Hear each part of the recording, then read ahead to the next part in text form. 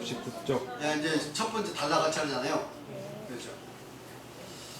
이제 바울 사도, 예수님의 제자들은 예수님을 3년 반 동안이나 같이 숙식을 같이 하면서 따라다녔죠.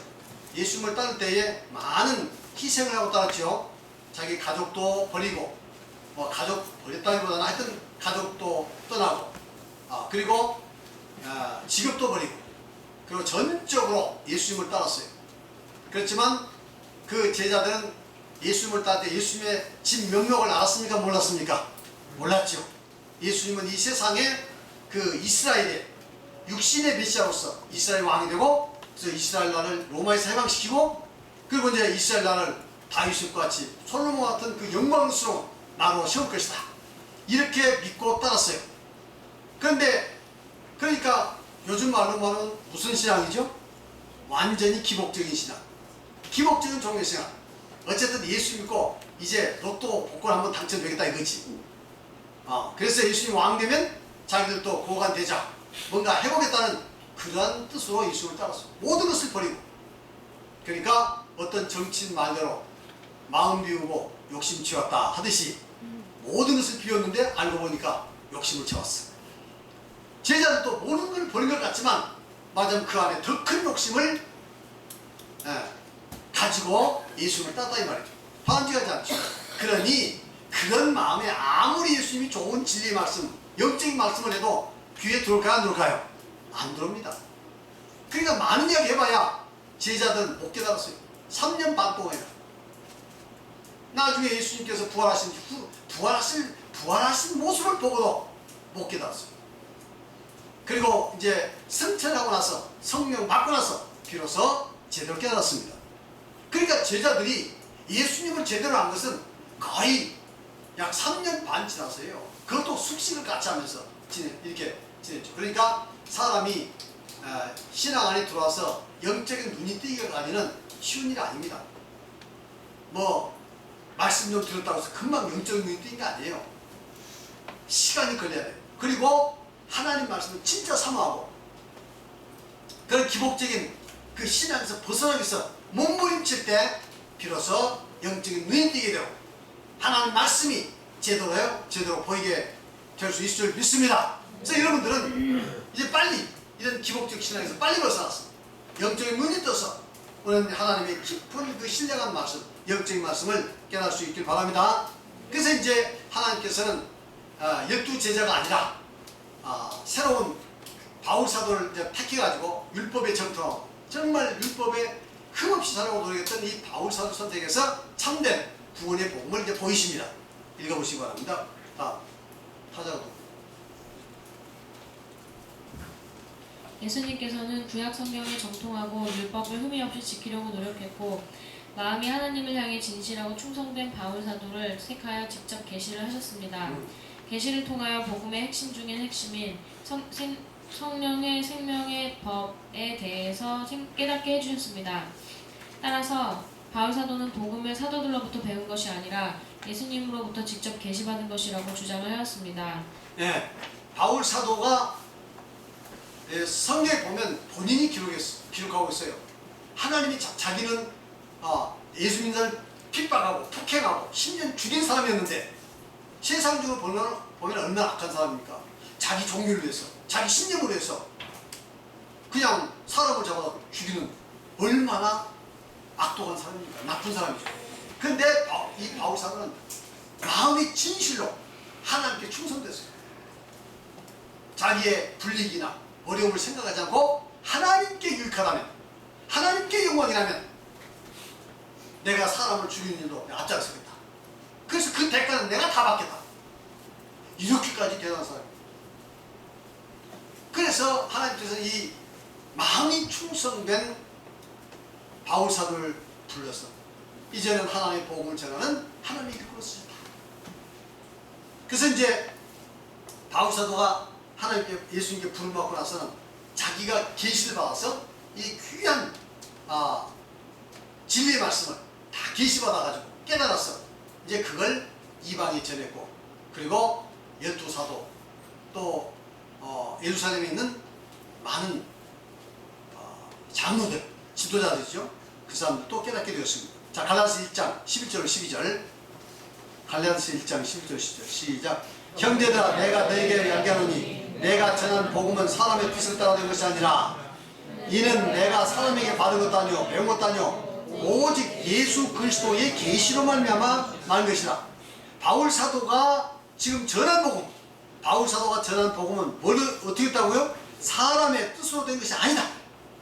그리고 내가 사람에게 받은 것도 아니다. 배운 것도 아니다. 근데 바울 사도는 원래 배워야 한다면 누구한테 배워야겠어요? 예수님 12제자가 예수님께 배웠고 그 다음에 12제자를 통해서 배워서 당연히 바울 사도가 배워야죠. 그런데 자기는 그런 적 없다 이거예요. 직통 계시를 통해서 무슨 계시? 하나님부터 직통, 예수님부터 직통 계시를 통해서 직접 봤다 이거죠. 나는 절대 사람에게 배운 것이 아니다. 이렇게 주장하고 있습니다. 그래서 에베소 3장 3절 4절 보면 시작. 곧 계시로 내게 비밀을 알게 하신 것은 내가 먼저 간단히 들은 것 같으니 그것을 읽으면 내가 그리스도의 비밀을 깨달은 것을 네가 알 수 있다. 계시로 내게 비밀을 알겠다. 하나님의 비밀을 알겠다. 아니 예수님의 비밀을 알아야 한다면 정상적으로 말하면 누가 제일 많이 알아야겠습니까? 12사도가 예수님과 같이 숙식을 같이 하면서 3년 반 동안 있었으니까 가장 많이 알아야죠. 그런데 바울 사도는 이 계시로 내게 하나님의 비밀을 알겠다. 그 비밀은 바로 그리스도의 비밀, 그리스도의 비밀. 이것을 깨닫게. 그러니까 이걸 보면 믿음이라는 것은 오래 믿었다고 잘 믿은 게 아니고 늦게 믿어도 잘 믿을 수가 있습니다. 그렇죠? 오히려 오래 믿어가지고 타성에 젖으면 이 잘못된 자기 그 타성에 갇힌 믿음이 쉽사리 깨지지 않고 그거 나올 수가 없습니다. 오히려 믿은 지 얼마 안 된 사람이 혹시 순수하게 잘 받아들여서 바로 이렇게 깨달으면 오히려 오래 믿은 사람보다 훨씬 더 믿음 생활을 잘 할 수가 있습니다. 그래서 성경에서도 예수님께서 말씀하시기를 먼저 된 자가 나중되고 나중된 자가 먼저 될 자가 있다 그랬어요. 아시겠습니까? 그래서 저는 여러분들이 먼저 된 자들이 먼저 되시길 바랍니다. 할렐루야. 먼저 된 자들이 먼저 되시길 바랍니다. 바보처럼 먼저 된 자가 나중에 나중돼가지고 나중된 자가 먼저 앞서가면 그때서야 시기하고 질투하는 경우가 있어요. 그러시면 안 됩니다. 그래가지고 할 말이 설친다고. 지가 들어온 지가 얼마나 했다고 설친다고. 나는 지금 믿은 지 얼마나 됐는데 이런 소리 나오는 거예요. 이래서는 안 돼요. 제가 왜 이런 말을 하면 제가 많이 겪었습니다. 교회에서 터줏대감이라는 사람도 있죠. 교회에서 아주 오래 아주 그 창립 멤버들 터줏대감. 잘못하면 뭐가 되냐? 그와 같은 사람들. 교회를 세우고 교회를 유지하는 지대한 공로자인데 교회가 성장 발전을 하니까 또 가로막고 앉아서 앞서 10시쯤이 뒤에 이제 늦게 와가지고 열심히 한 사람들 설친다고 이래가지고 가끔 밤가시처럼 찔리긴 하고 이런 삶이 되면 안 됩니다. 할렐루야. 네. 우리 우선 참 절대 이런 삶이 없어야 하고 먼저 된 일이 먼저 돼야 하고 먼저 된 자가 혹은 먼저 못됐다 하더라도 늦게 와서 열심히 하면 박수 쳐주고 열심히 밀어줄 수 있는 이런 아량이 있어야죠. 할렐루야. 네. 내가 못한 거 저분이 잘하면 박수 치면서 정말 잘한다.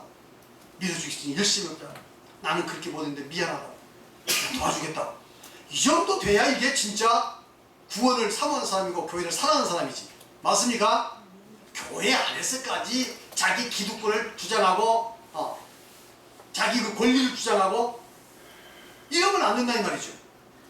맞습니까? 그래서 이 12사도가 먼저 믿었지만 그러나 바울사도가 나중에 믿었어도 훨씬 바울사도가 진리를 많이 깨닫고 그리고 일도 많이 했습니다.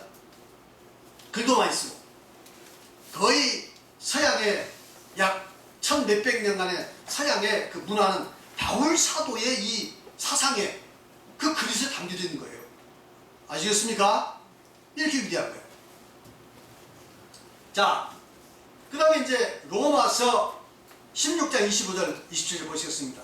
바울사도가 로마서에 이렇게 쓰고 있어요. 시작. 나의 복음과 예수 그리스도를 전파함은 영세 전부터 감추었다가 이제 나타난 바 되었으며 영원하신 하나님의 명을 따라 선지자들의 글로 말미암아 모든 족속이 믿어 순종하게 하시려고 알게 하신 바 그의 신비의 계시를 따르는 것이니 이 복음으로 너희를 능히 경고케 하실 지혜로우신 하나님께 예수 그리스도로 말미암아 영광이 세세 묵음토록 있을지어다. 아멘. 나의 복음. 바울 사도는 자기가 깨달은 복음을 무슨 복음이라고 했어요? 나의 복음이라 이게 나의 복음. 나도 그런 말 잘 자격 있어요. 내가 이거 깨달았으니까 이거 생명의 설명이 나의 복음입니다. 나도 그런 말 할 자격 있어요. 이 말은 나의 복음이라는 뜻이 아니라 내가 전한 복음이란 말이 맞습니다. 맞죠? 그 앞에 나와 있잖아요. 내가 전한 복음. 갈라디아서 1장 11절 10절에 보면 내가 전한 복음은 사람의 뜻을 따라낸 것이 아니라 그랬죠?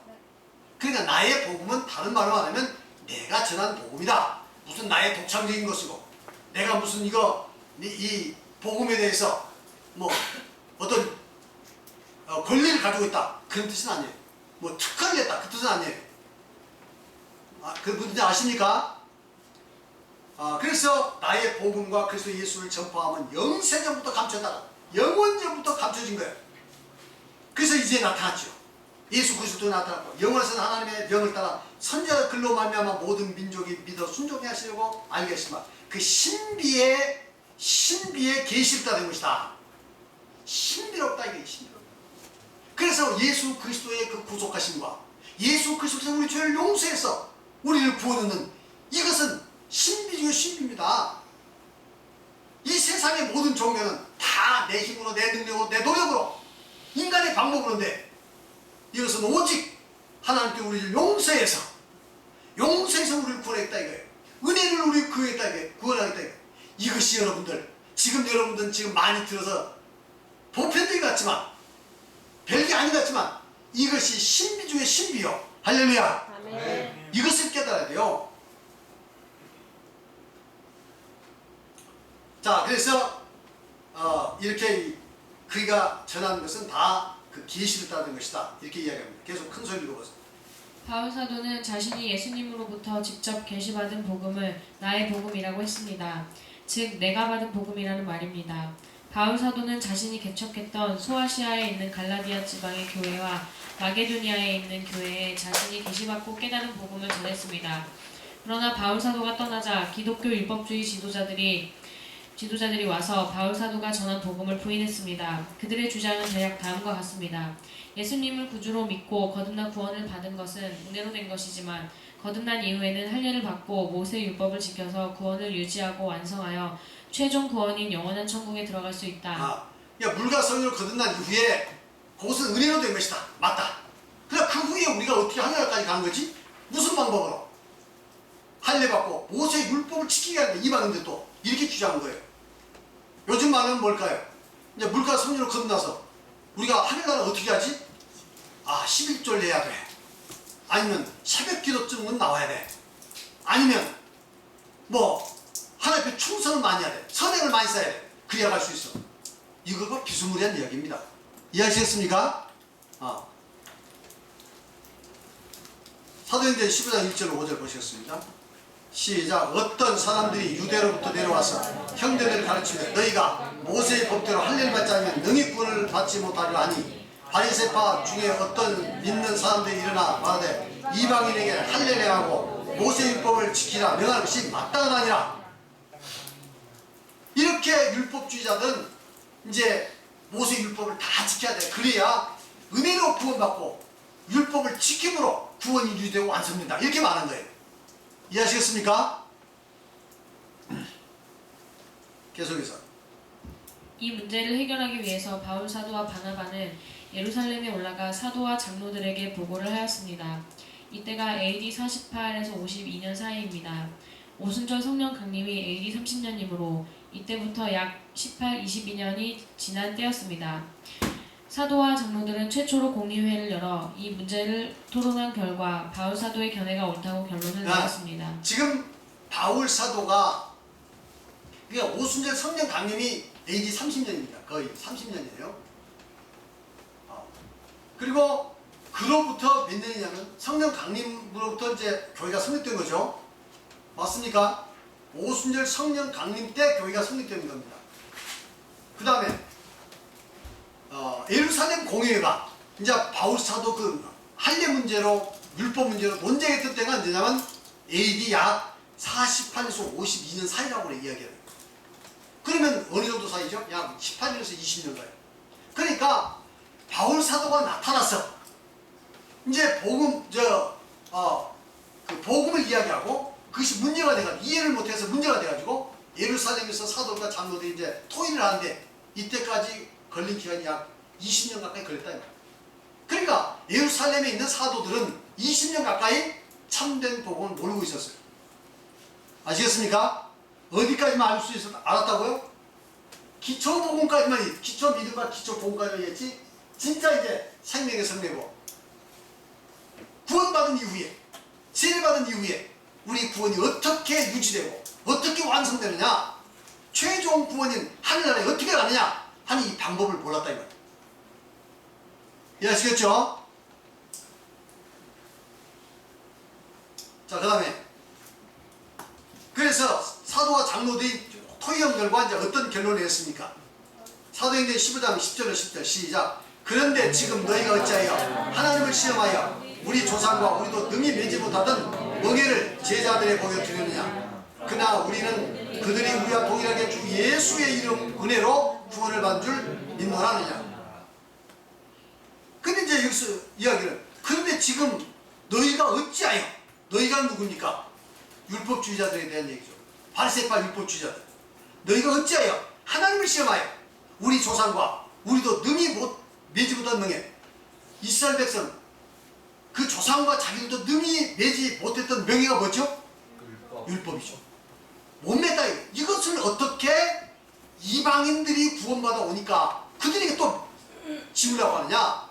우리가 동일하게 주 예수의 은혜로 구원을 받은 줄 아니라. 우리가 예수 그리스도의 은혜로 구원받았다. 할렐루야. 그러니까 예수 그리스도의 은혜로 구원받고 예수 그리스도 은혜로 우리가 구원이 유지되고 완성된다 이 말이에요. 맞습니까? 읽어보세요. 사도와 장로들은 바울 사도의 말을 듣고 거듭나 최종 구원인 천국에 들어가는 문제에 대하여 이와 같이 결론을 내렸습니다. 율법에 대해서는 우리 조상과 우리도 능히 맺지 못하던 멍에라고 하여 율법을 의지해서는 결코 구원을 받을 수 없다고 했으며, 믿는 구원에 대해서는 여전히 주 예수의 은혜로 구원받은 줄을 믿노라 라고 하였습니다. 예수를 믿어 구원을 받는다고 하는 것은 포괄적인 은혜입니다. 그 은혜가 가능하도록 하는 은혜의 통로인 침례, 세종례, 성찬례, 성령을 받는 것도 모두 은혜입니다. 그러나 특별히 여기서 말하는 은혜는 예수님을 믿고 거듭난 후 구원을 유지하고 완성하는 은혜를 말합니다. 그 은혜가 바로 생명의 성령의 법입니다. 이 생명의 성령의 법은 오직 믿음, 오직 은혜인 복음입니다.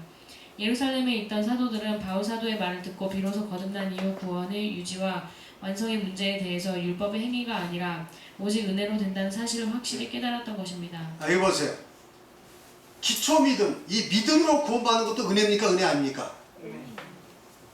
우리 예수님께서 이제 기초 구원에 관련된 이것을 순종이라고 말씀하신 것도 은혜입니까? 은혜 아닙니까? 이게 은혜입니다. 은혜의 방편이에요. 은혜의 수단이에요. 이해하시겠습니까? 그리고 이제 최고로 중요한 건 뭡니까? 아무리 합격했어도 졸업 못하면 못하겠어요. 아무리 내가 시험받고 죄용사 받고 하나님의 이제 구원받는데 나중에 최종 구원인 하늘나라에 못 가면 무슨 일 있겠어요? 그러니까 최종 영원한 천국에 들어간 것이 가장 중요하죠. 그래서 이 기초 복음까지 통과해서 영원한 하늘나라에 들어가기까지 가장 중요한 것이 뭐라고요? 생명의 성령의 법이다 이 말이에요. 이제 그것은 계속해서 배울 거예요. 왜 생명의 성령의 법이 과연 그런가? 무엇인가? 이해하시겠죠? 읽어보세요. 사도와 장로들의 회의에서 바울 사도가 전했던 복음이 정식으로 인정이 되었으나 많은 기독교 율법주의자들은 승복하지 않고 계속해서 이방 지역 교회들의 성도들을 미혹함으로 교회가 매우 어지러워졌습니다. 바울 사도는 이를 해결하기 위해서 갈라디아서와 로마서를 썼습니다. 갈라디아 성도들이나 로마의 성도들은 이미 거듭난 성도들이었습니다. 그러나 율법주의 이단이나 방종주의 이단으로부터 성도를 보호하고 최종 구원에 이르는 바른 구원의 길을 제시하기를 원했습니다. 바울 사도는 로마에 있는 성도들에게 복음을 전하기를 원했으며 그가 전하고 싶은 복음을 가리켜서 신령한 은사라고 했습니다. 네, 로마서 1장 15절 시작. 그러므로 나는 할 수 있는 대로 로마에 있는 너희에게 너 복음 전하고 하라. 지금 로마에 있는 신도들이 다 물가스로 건넌 신도들이니까 신도들 아닙니까? 다 그 당시에는 세례받고 다 성령 많은 사람들이에요. 그런데 바울 사도는 굳이 로마에까지 가서 내가 복음을 전해야겠다 이겁니다. 그럼 바울 사도가 전해주고 싶은 뭐가 있습니까? 이미 여기까지 다 끝났는데, 죄송합니다. 여기까지 다 끝난 사람들인데 뭘 전해주겠어요? 생명의 성령. 로마서에 나오는 그 핵심 복음. 물론 생명의 성령과 복음을 설명하기 위해서는 이미 그들이 알고 있던 많은 다양한 여러 가지 신학적 지식도 이야기하겠죠. 성경적 지식도 이야기하겠죠. 그러나 핵심은 생명의 성령의 복음입니다. 맞습니까? 그 다음에 로마서 1장 11절 시작. 내가 너희 보기를 간절히 원하는 것은 어떤 신령한 은사를 너희에게 나눠주어 너희를 경고하게 합니다. 신령한 은사 뭐죠? 아주 영적인 은사, 영적인 은사, 신령한 것, 이것을 너에게 알려주려 합니다. 이렇게 이야기합니다. 만일 기초본까지는 그들도 다 잘 알죠. 이거 모르겠습니까? 다 잘 알죠. 근데 뭘 어떻게 얼마나 더 알려준다는 얘기입니까? 로마서의 핵심, 로마서의 편지를, 그 장문의 편지를 써가지고 보내면서 핵심이 뭡니까? 로마서 8장 1절 2절. 그러므로 예수 그리스도 예수 안에 있는 자들에게는 결코 정죄함이 없나니 이는 생명 그리스도 예수 안에 있는 생명의 성의 법이 죄와 사망의 법에서 너희를 해방했습니다. 이겁니다. 결론은. 계속해서 로마에 있는 성도들은 이미 예수님을 믿고 침례를 받고 성령을 받은 성도들이었습니다. 그런데 그들에게 또 무슨 복음을 전한다는 말입니까? 이때 바울 사도가 말한 복음은 기초 믿음이나 기초 복음이 아닙니다. 침례를 받은 후 죄의 문제를 어떻게 지속적으로 해결할 수 있으며 의와 구원을 유지하여 최종 구원에 이를 수 있느냐 하는 가장 중요한 복음에 관한 것입니다. 그것이 바로 생명의 성령의 법입니다. 고린도서 1장 10절 시작. 그리스도께서 나를 보내시면 침례를 베풀게 하려 하심이 아니요 오직 복음을 전하게 하려 하심이로되 말의 지혜로 하지 아니함은 그리스도의 십자가가 헛되지 않게 하려 함이라. 이 바울 사도가 고린도에 가서 복음을 전했는데 그래서 고린도 교회가 세워졌어요. 그래서 바울 사도 고린도 교회에 따라서 단대 개척을 갔는데 고린도 교회에 문제가 생긴 겁니다. 무슨 문제? 여러 가지 복잡 문제가 생겼어. 파벌이 생기고 갈등이 생기고. 그래서 바울 사도가 다시 편지를 할 거예요. 고린도 교회에. 그래서 내가 너희 거기 가는 것은 내가 세례를 주러 간 것이 아니다. 복음을 전하려 한다. 전하려 갔다. 이렇게 이야기했어요. 세례가 복음입니까? 복음 아닙니까? 세례도 복음이죠. 아닌 게 아닙니다. 기초복음. 무슨 복음? 기초복음. 근데 세례는 누구나 해도 돼요. 예를 들어서 여기 세례 받은 집이 있어. 제가 좀 바쁜 일이 있어. 우리 장집사님, 우리 정 약사님이나 부부가 좀 세례 좀 주세요. 그래서 제가 위임했다 합시다. 그러면 세례 줄 수 있어요. 제가 안 줘도 다 효력이 있습니다. 꼭 제가 해야만 효력이 있는 게 아니에요. 이해하시겠습니까? 그러니까 이것은 누가 해도 관계없어. 복음을 이해했고 받기를 원하면 누구든지 가서 유임받아서 하면 되는 겁니다. 물론 사도들이 할 수도 있고 뭐 주관자가 할 수 있지만 누구든지 할 수 있어요. 그러니까 이거 관계없어. 그래서 바울 사도는 하나님께서 내가 이 고린도에 간 것은 내가 이 세례 주라고 해야 아니다. 복음을 전해야 한다. 복음을 그랬다 이 말이에요. 그럼 이 복음이 뭘까요? 이제 그게 나오지만 뭐라고 설명하고 있냐면 바울 사도는 이 십자가의 도가 구원받는 우리에게는 하나님의 능력이지만 멸망받을 자에게는 미련한 것이다. 이렇게 이야기했어요. 십자가의 도. 그러면서 2장 1절에 보면 내가 예수 그리스도와 십자가에 못 박힌 것 외에는 아무것도 알지 않기로 작정하였다. 이렇게 이야기하고 있어요. 무슨 도? 십자가의 도. 근데 십자가의 도인데 뭐예요? 다 예수 아는 사람들, 그 사람들 예수 다 아는 사람인데, 예수 다 아는 사람인데 무슨 십자가의 도? 바로 십계명과 속죄 제사를 통한 이 죄사의 원리, 이것을 제대로 깨달은 것이 바로 예수 그리스도의 십자가를 바로 한 겁니다. 할렐루야. 아무리 예수 십자가 부딪혀도 이 관계를 통해서 알지 못하면 그 엉터리입니다. 아, 십자가 다 어디 저기 꽂혀있다고 그게 다 하나님의 교회입니까? 다 예수를 믿는다고 다 구원받습니까? 예수를 믿어야 구원 얻는 건 맞지만 예수 믿었다고 다 구원 못 받듯이 아무리 십자가 은혜 해도 그 내용이 잘못되면 그 은혜 십자가 은혜가 아닙니다. 가짜지. 짝퉁이지. 맞습니까? 자, 그 다음에 계속해서 바울 사도는 자신이 고린도에 보냄을 받은 것은 침례를 베푸게 하려 하심이 아니요 라고 했으며 복음을 전하게 하려 하심이라고 말하고 있습니다. 이 말은 침례의 중요성을 무시하는 것이 아닙니다.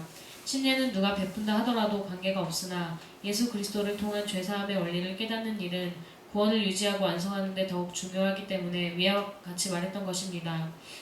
침례는 예수님을 믿는 자에게 죄를 사하여 의롭다 칭함을 받게 하며 거듭나게 하며 구원을 받는 중요한 복음입니다. 예수님께서는 침례가 복음이라고 말씀하셨습니다. 마가복음 16장 15절 16절 시작. 또 이르시되 너희는 온 천하에 다니며 만민에게 복음을 전파하라. 믿고 세례받은 사람은 구원할 것이요 믿지 않는 사람은 정죄를 받으리라. 지금 여기 12사도에게 하는 말 아닙니까? 구원하셔서 이 12사도는 아직 기초복음까지 모르니까 지금 이걸 이야기한 거예요. 이거 빨리 전해라 이렇게 전하고 이야기한 거예요. 그게 이 침례도 복음입니다. 복음은 복음인데 무슨 복음?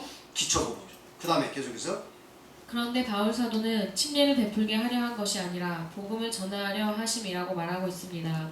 이 복음이 무엇이겠습니까? 바로 침례 받은 후 죄의 문제를 해결하여 최종 구원에 이르게 하는 생명의 성령의 법을 말하고 있습니다. 네. 계속해서 예수를 믿고 침례를 받은 후 죄를 짓지 않고 도덕적으로 완전하여 구원을 얻을 수 있습니까? 아무리 열심히 예수를 믿는다 하더라도 죄성과 타락된 욕망이 육체 안에 남아있어 인간은 죄를 지을 수밖에 없는 존재입니다. 만일 예수를 믿고 침례를 받은 후 죄의 문제를 해결할 정확한 방법을 알지 못하고 신앙생활을 한다면 구원을 받을 수 있다고 확신을 할 수 없습니다. 성경의 비밀 중에 비밀이요 복음의 핵심 중에 핵심이 바로 죄의 문제를 해결할 수 있는 생명의 성령의 법입니다.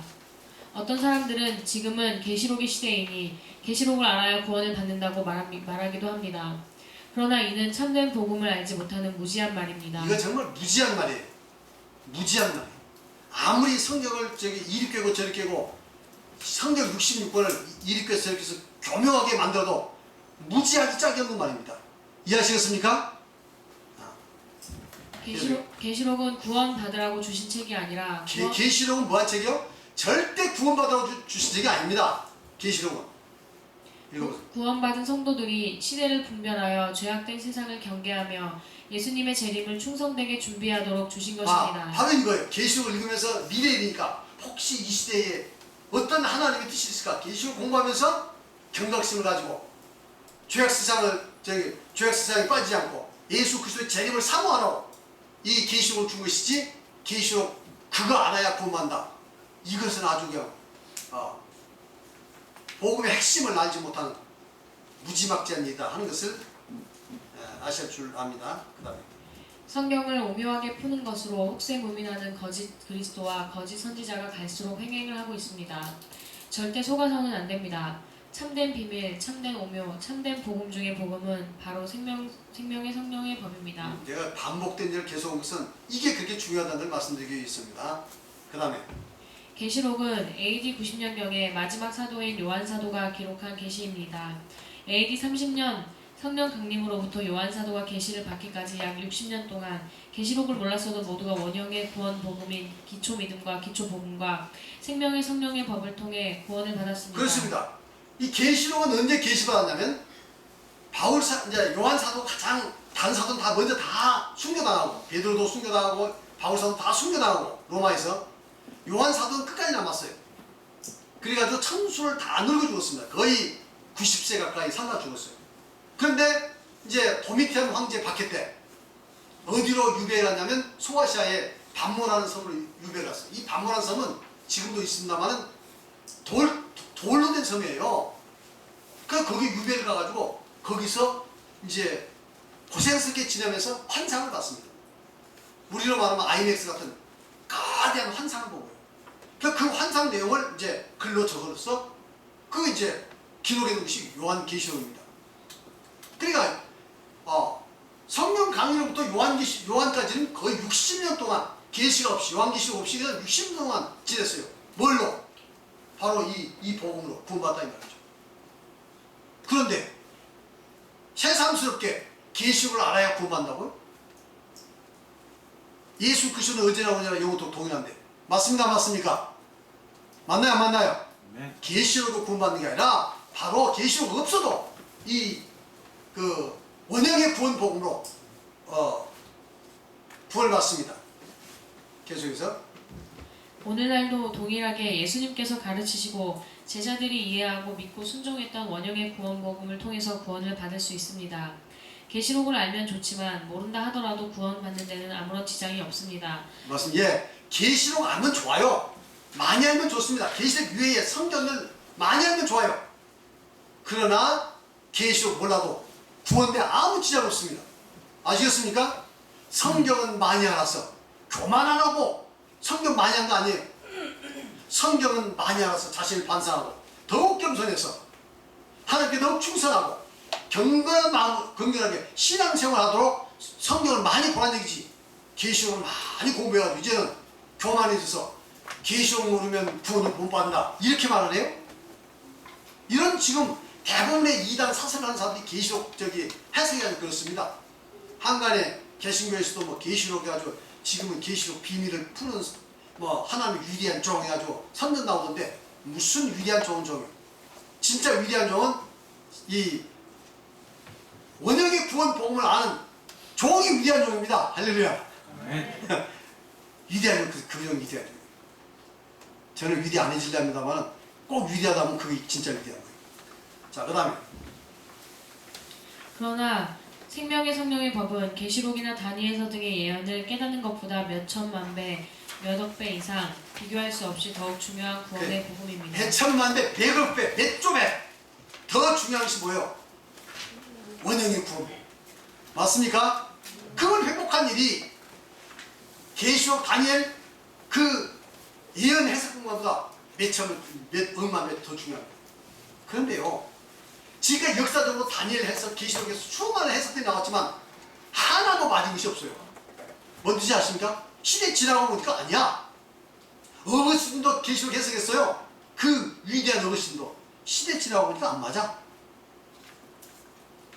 지금도 얼마나 많은 사람이 계시록 해석했습니까? 여호와지게. 그래서 예수 재림 예언했다가 다 틀렸죠? 안식교 예수 재림 예언했다가 또 틀렸죠?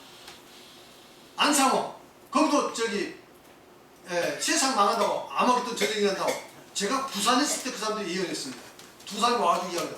내년에 예수 재림에서 이 세상 망한다고 그래서 내가 그랬어요. 그러면 그때 가서 이 세상 안 망하면 어떡하냐고. 그걸 우리 교회 오라고.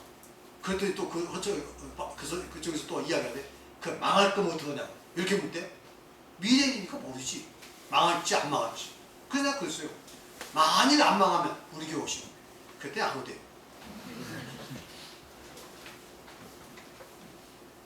미래 계시록의 예언은요, 예언이라는 것은 주관적입니다. 해석자의 주관에 따라 있어요. 무슨 놈은 자기가 뭐 계시를 받았고 해석을 해요. 지금까지 역사적으로 큰 알고 긴 사람이 해석해서 또 맞은 적이 한 번도 없었다니까요. 근데 이제 와서 맞는다고요? 그것은 열심히 상고하면서 시대의 징조를 분별하기 위해서 보는 겁니다. 그래서 원형의 구원 복음으로 구원받고 어떻게 하면 경건하게, 어떻게 하면 예수 재림을 대망하면서 이렇게 살 것인가? 그렇게 해서 계시록 준 것이지. 계시록을 해석해야 구원받는다 하는 이런 이야기 들으면요, 이단이라고 생각하고 절대로 상종하지 마시기 바랍니다. 아시겠죠? 네. 그 다음에 막 성경의 비유가 어떠니 막 이상하게 해석해요. 요즘은 비유 시대고 비유를 해석해야 한다. 그리고 성경에 나와 있는 모든 사건들 비유와 상징으로 해서 사실적인 것도 다 비유와 상징. 그래가지고 이상을 만드는데, 그렇지. 그러면 자기들 마음대로 만들고 싶은 걸 다 만들어낼 수 있지. 주관적입니다. 그러죠? 그래서는 안 됩니다. 우리는 예수님이 가르치시고 제자들이 이해하고 믿고 순종했던 원형의 구원 복음을 그것을 찾고 복원해야 돼요. 할렐루야. 아멘. 읽어보시고. 역사적으로 사탄은 구원의 길을 막기 위해 온갖 방법을 사용해 왔습니다. 첫 번째는 예수님을 죽였으며 두 번째로는 예수님을 믿는 것을 핍박했으며 세 번째로는 참된 구원의 길을 왜곡하는 것이었습니다. 장구한 역사를 거쳐오면서 기초 믿음과 기초 복음과 생명의 성령의 법이 왜곡되거나 무시되었습니다. 예수님께서 가르치시고 제자들이 이해하고 믿고 순종했던 원형의 구원 복음이 왜곡되고 강한 변질되어 왔습니다. 구원이란 오묘하게 해석되어 만들어진 어떤 신학 사상이 아니라 신학 성경에 나타난 예수님께서 가르치시고 제자들이 이해하고 믿고 순종했던 원형의 구원 복음을 회복하는 것입니다. 그 중에서도 여기서는 생명의 성령의 법을 집중적으로 상고해 보겠습니다. 구원을 사모하는 열린 마음으로 깊이 상고해 보시기 바랍니다. 할렐루야. 이제 여러분들 이해를 하셨죠? 복음이 무엇인지 이해하셨죠? 이제 여기 계신 분들은 그런 이상한 이단 사설에 넘어가지 않을 것으로 확신합니다. 계시록 해석이다, 성경의 비유로 해석이다, 막 이상하게 그 성경에서 이거 당신 몰랐죠? 이거 몰랐죠? 이거 안 가르쳐주고 당신 목사는 안 가르쳐주죠? 거 봐요. 뭐래, 이거 비밀입니다. 이래가지고 뭐 이상하게 해석해가지고. 저는 그런 식으로 안 합니다. 제가 이거 하는 것이 무슨 그런 식으로 해석합니까? 있는 그대로를 제가 알려드린 거죠. 맞습니까? 맞습니까? 네. 사도시대에 있었던 내를 그대로 저희들이 이해하고 파악하고 그분들이 무엇이 구원이라고 말했던가 그것을 찾아내는 거예요. 맞습니까? 그것이 구원이라 이 말이죠. 자, 그 다음에 죄사함을 위한 성령의 원리. 요건 이제 이 시간까지 간단히 다 아신 거니까 간단히 공부하고 이제 다음 시간에 넘어가도록 하겠습니다. 죄사함을 위한 성령의 원리. 이거 다 다음 타자. 죄의 문제 해결이 곧 구원입니다. 인간은 죄로 인해 생명을 상실하고 죽게 되었습니다. 그렇죠. 죄로 인해서 죽었죠. 로마서 6장 23절에 보면 죄 삭은 사망이요. 죄 삭은 사망이라고 했죠. 야고보서 1장 5절에 보면 욕심이 잉태한 즉 죄를 낳고 죄가 장사한 즉 사망을 낳느니라. 죄는 죽음이라 이 말. 죽음. 육적 죽음, 영적 죽음. 나중에 지옥에 가서 하나님과 분리된 상태로 영원히 그 고통을 당하는 그 죽음. 이게 죄로 인해서 온 거죠. 그 다음에 죽음이 곧 사망입니다. 영적 죽음, 육적 죽음, 영원한 죽음 이 모두가 죄로 인한 것입니다. 따라서 죄의 문제만 해결되면 하나님과 함께하는 생명을 회복할 수 있습니다. 예수님은 십자가와 부활을 통하여 모든 인류의 죄를 대속하시고 하늘로 승천하셔서 지금은 세상에 계시지 않습니다. 예수님께서는 세상에 계실 때 자신이 세상을 떠나 하나님 아버지께로 가실 것을 여러 차례 말씀하셨고 떠나가시면 반드시 보혜사 성령이 오셔서 진리를 가르치시고 인도하실 것을 말씀하셨습니다. 네. 보혜사성, 이제 예수님이 가시면 보혜사성을 보내주시고 이야기했어요. 다 성경 갖고 있습니까? 성경 갖고 계세요? 있죠? 그러면 이것만 찾아봅시다. 요한복음 14장 16절 17절.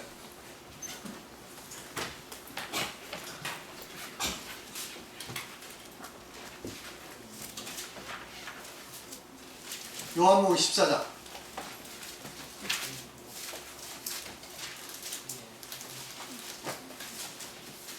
요한복음 14장 16절 17절.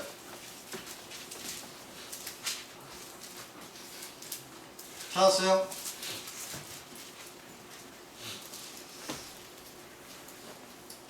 다같이 시작. 내가 아버지께 구하겠으니 그가 또 다른 보혜사를 너에게 주사 영원토록 너희와 함께 하리니 그는 진리의 영이라. 세상은 능히 그를 받지 못하니 이는 그를 보지도 못하고 알지도 못함이라. 그러나 너희는 그를 아나니 그는 너희와 함께 가시며 또 너희 속에 계시겠습니다. 우리 예수님께서 가시면 다른 보혜사를 너에게 보내주겠다. 그는 진리의 영이다. 이렇게 이야기하죠. 그 다음에 26절 시작. 보혜사 곧 아버지께서 내 이름으로 보내실 성령 그가 너희에게 모든 것을 가르치고 내가 너희에게 말한 모든 것을 생각나게 하리라. 이렇게 말씀했죠. 그 다음에 15장 26절 15장 26절 시작. 내가 아버지께로부터 너희에게 보낼 보혜사 곧 아버지께로부터 나오시는 진리의 성령이 오실 때 그가 나를 증언할 것이요 반드시 예수님께서 가시면 보혜사를 보내주겠다. 그래서 그 보혜사가 오시면 그 보혜사는 진리의 성령인데 비로소 예수님에 대해서 제대로 알려주겠다 그 얘기합니다. 그 다음에 16장 7절 16장 7절 다같이 시작. 그러나 내가 너희에게 실상을 말하노니 내가 떠나가지 너희에게 유익이라. 내가 떠나가지 않으면 보혜사가 너희에게로 오시지 않을 것이요 가면 내가 너희에게로 보내리니. 예수님께서 떠나가지 않으면 보혜사가 안 오는데 떠나가야 보혜사가 온다.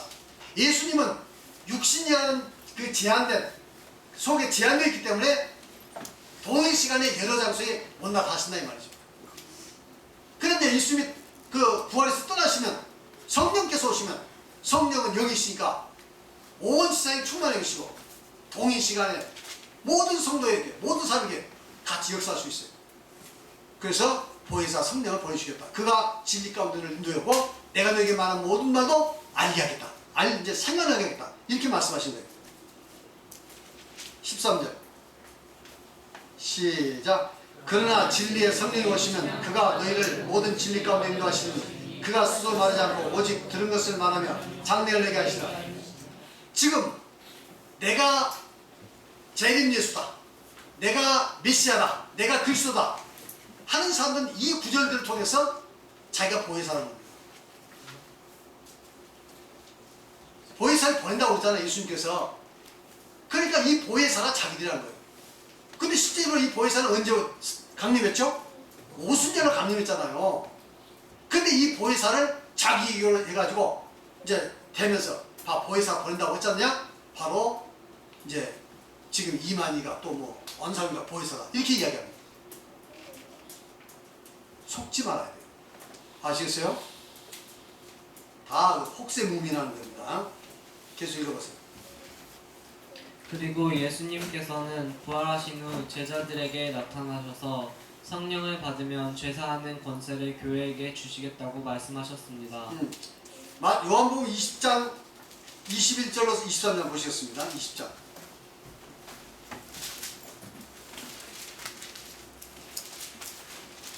야, 우리 아동들이 너무너무 잘 듣네. 다 IQ가 막 올라가겠어? 자, 20장 22절로 23절 시작. 이 말씀을 하시고 그들을 향하여 손을 내쉬며 이르시되 성령을 받으라. 너희가 누구의 죄든지 사하면 사해질 것이요 누구의 죄든지 그대로 되면 그대로 쓰라. 우리 예수님께서 마지막 부활하셔가지고 지네들 모아놓고 숨을 내쉬면서 성령을 받으라고 했어요. 네가 성령을 받으면 누구든지 누구의 죄든지 사하면 사해지고 누구의 죄든지 그대로 있을 것이다. 그러니까 성령이 오시면 죄를 사하고 죄를 그대로 두는 권세를 갖게 될 것이다. 그 이야기입니다. 맞죠? 맞습니까? 그래서 우리 예수님께서 떠나시면서 바로 성령을 보내주셔서 교회에 죄 사는 권세를 주겠다 이거 이해하시겠습니까? 그 다음에 계속 읽어보세요. 오순절에 보혜사 성령께서 임하셔서 죄를 사하는 위대한 권세를 교회에게 맡기신 것입니다. 그렇죠. 교회에 이제 사는 것을 맡겼어요. 성령이 너에게 임하시면 너희가 권능을 받고, 권능이 뭡니까? 죄 사함의 권세. 권능을 받고 예루살렘과 온 유대와 사마리아 땅까지 이르러 나의 증인이다. 성령을 받아야 죄 사할 수 있고 죄 사함의 능력이 있어야, 권세가 있어야 전도에도 소용이 있지. 아무리 100만만, 1000만만, 억만만 모아놔도 죄 사는 권세가 없으면 어떻게 되겠습니까? 아무 소용없는 거죠. 그 다음에 계속해서 이 죄사함의 권세는 하늘과 땅의 모든 권세이며 천국 열쇠입니다. 예, 마태복음 28장 18절에 보면 하늘과 땅의 모든 권세를 아버지께서 내게 주시니 너희는 가서 모든 족속으로 제사 삼아 아버지와 아들과 성령의 이름으로 세를 주고 내가 너에게 분부한 모든 말을 지켜 행하라 이랬어요. 하늘과 땅의 모든 권세를 하나님께서 예수님께 주셨다 이거예요. 그러니까 가라. 그 뜻은 뭡니까? 하늘과 땅의 모든 권세를 아버지께서 나에게 주시니까 나도 그 권세를 너에게 줘서 가라 그 이야기 아닙니까? 맞습니까? 그럼 하늘과 땅의 모든 권세가 뭘까요? 그렇죠. 그보다 더 큰 권세는 없어요. 왜? 죄를 사할 때에 그 영혼을 죄 가운데 구원해서 하늘나 데려갈 수 있으니까. 아무리 어떤 사람에게 천하를 준다 하더라도 구원받지 못하게 한다면 그 천하가 무슨 유익이냐 이 말이에요. 죽으면 다 끝이지. 맞습니까? 아멘. 맞습니까? 아멘. 그러니까 하늘과 땅의 모든 것을 아버지로부터 예수님이 받았는데, 그럼 예수님이 오셔가지고 뭘 했습니까? 기적 좀 행하다가 나중에 잡혀서 십자가 못 박아 죽어버렸는데 무엇을 그렇게 대단한 일을 했어요? 그러나 예수님은 모든 인간의 죄를 다 담당했고 십자가 상했어요. 그보다 더 큰 권세가 없어요. 하나님 보시기에 가장 큰 권세. 그리고 그 권세를 이제 승천을 했으면 제자들에게 성령을 받으면서 숨을 쉬며 성령 받아라. 유죄를 사면 사실 것이다. 유죄를 주면 그래도 것이다. 하늘과 땅의 권세 모든 것을 아버지께 내어주시니 너는 가라. 모든 주서 지자 삼아 아버지 앞과 성령에서 책을 주어.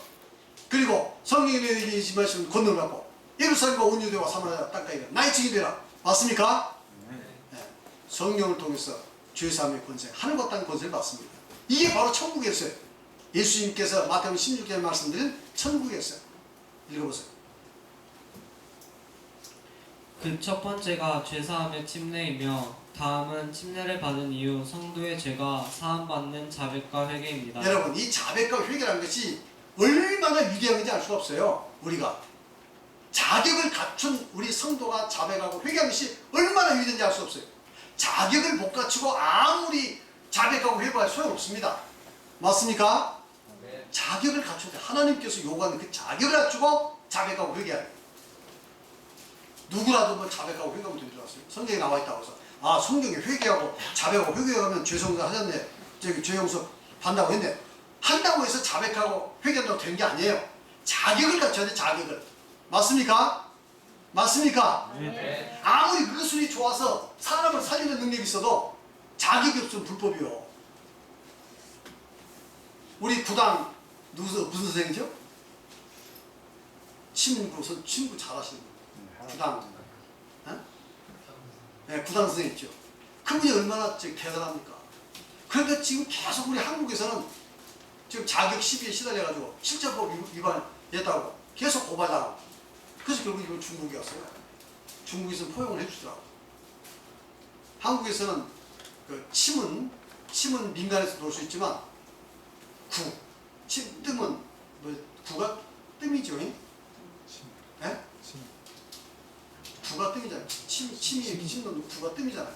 뜸은 하늘사밖에 못해요. 뜸은 할 수 있지만 침 넣으면서 하늘사밖에 못하도록 이렇게 하늘사법으로 되어 있습니다. 근데 이제 침구는 같이 가는데 이게 이제 침을 넣는가 그것이 이제 위법이 된 거예요. 그래서 고발장 실력은 대단하더라고요. 뭐 또 하늘사들께서는 별게 아니라고 하던데 하여튼 민간에서는 대단한 사람으로 이렇게 알려져 있습니다. 자격이 있지만 실력이 있지만 자격이 없으니까 지금 이렇게 불법이 되잖아요. 마찬가지로 아무리 회개를 눈물이 강물처럼 흘리게 해도 자격을 갖추지 못한 회개는 아무 소용없습니다. 이해하셨습니까? 생명의 성령의 원리에 따라서 회개를 하는 것이 마음대로 하고 싶다고 자기 마음대로 회개를 한다고 돼요. 그 다음에 성령께서는 교회를 통해서 죄를 사하시는 위대한 일을 하십니다. 맞죠? 그 다음에 예, 성령께서는 침례를 통해 죄를 사하십니다. 올바른 침례는 원죄와 본죄를 사함받게 되고 하나님의 자녀로 거듭나는 순간이며 사탄의 권세에서 하나님의 권세로 돌아와 그리스도 예수님께 속하게 되는 영광된 순간입니다. 이러한 침례를 통하여 교회가 죄를 사하시는 일을 하는데 누가 그 일을 가능하게 하실까요? 바로 성령께서 하십니다. 예, 그렇습니다. 우리가 이제 세례를 베풀면 죄사함 받다고 했죠. 성경대로 정확히 세례를 베풀면 죄사함 받습니까? 안 받습니까? 그러면 제가 예를 들어서 여러분 세례를 베풀 때 제가 죄사한 게 아닙니다. 누가? 성령을 받았기 때문에 성령께서 바로 죄사한 역사를 한다 이 말이에요. 저를 통해서. 맞습니까? 저와 교회를 통해서. 성령께서 하시는 거예요. 그러니까 사도행전과 같은 그런 성령을 받지 못하면 죄사함의 권세가 없습니다. 아무리 사도행전 같은 성령을 받아도 정확하게 성경 말씀대로 세례를 행사하지 않으면 죄사함이 없습니다. 이해하시겠죠? 예. 그러니까 성령도 제대로 받아야 하고, 그 다음에 그 세례도 정확하게 성경에 나온 대로 예수 이름으로 온몸에 물이 차면 침례를 하겠대. 바로 효력이 있다 하는 것입니다. 누가 그 일을 행하신다고요? 성령께서. 그 다음에 그래서 이제 사도행전 2장 38절, 사도행전 20장 10절에 보면 침례로 죄사함 나오고 있죠. 그 다음에 이제 침례에 관한 중요한 것은 5가지, 구원의 5가지 순종에 대해서 이제 살펴보면 알 수 있습니다. 그래서 성령께서 자백과 회개를 통해서 죄사한 일을 계속하십니다. 읽어보세요. 성도가 침례를 통해 죄 용서함을 받고 하나님의 자녀가 되었으며 사탄의 권세에서 하나님의 권세로 돌아오게 되었습니다. 침례를 받을 때 원죄와 본죄를 사함 받았으나 유전 인자 속에 있는 죄성 자체는 제거되지 않았습니다. 이러한 죄성은 육체가 죽거나 영광의 몸으로 변화될 때 비로소 완전히 제거되어 완전 성화에 이르게 됩니다. 따라서 성도가 비록 거듭났다 하더라도 죄성으로 인하여 죄를 지을 수밖에 없는 나약한 존재입니다. 거듭난 성도는 십계명을 지키고 죄를 짓지 않으려고 노력은 하지만 타락한 죄성으로 인한 연약함 때문에 죄를 짓게 되는 것입니다. 이러한 죄들이 믿고 거듭났다는 이유로 저절로 없어지거나 혹은 죄로 여김을 받지 않는 것이 아닙니다. 이러한 죄들이 해결되지 않으면 믿고 침례를 받을 때 받은 구원을 유지하여 완성할 수 없게 됩니다. 그렇다면 침례를 받아 거듭난 후에 어떻게 지속적으로 제사함의 은혜를 누릴 수가 있겠습니까? 그것이 바로 예수 그리스도의 십자가를 의지하여 자백과 회개를 하는 것입니다. 교회 안에서 올바로 거듭나 십계명을 굳게 세우고 지키기를 위해 힘쓰며 깨닫게 되는 죄를 예수 그리스도의 십자가를 의지하여 정직하게 고백하고 회개함으로 지속적으로 죄의 용서함을 받는 것이 바로 생명의 성령의 법입니다. 네, 맞죠? 요한일서 1장 7절 9절, 시편 32편 5절, 누가복음 24장 47절, 사도행전 8장 22절은 지난번에 다 읽었던 구절들입니다. 그렇게 하시고 계속해서 나머지 읽어주시기 바랍니다. 자백과 회개가 죄사함을 받는 은혜의 통로이므로 그 조건들이 성경과 맞아야 죄사함의 효력이 있게 되는 것입니다. 이게 중요한 거죠. 자백과 회개가 죄사함 받는 은혜의 통로가 되는 거죠. 맞습니까? 그러나 그 조건들이 성경과 맞아야 돼요. 그래야 효력이 있습니다. 아무렇게나 자백하고 회개한다고 해서 눈물 콧물 흘린다고 해서 죄 용서 받는 게 아니에요. 그 다음에 무턱대고 자백과 회개를 한다고 죄사함을 받는 것이 아닙니다. 마치 침례가 죄사함을 받아 하나님의 자녀로 거듭나게 되는 은혜의 통로이므로 그 믿음과 방법에 있어서 성경과 일치해야 하는 것과 같습니다.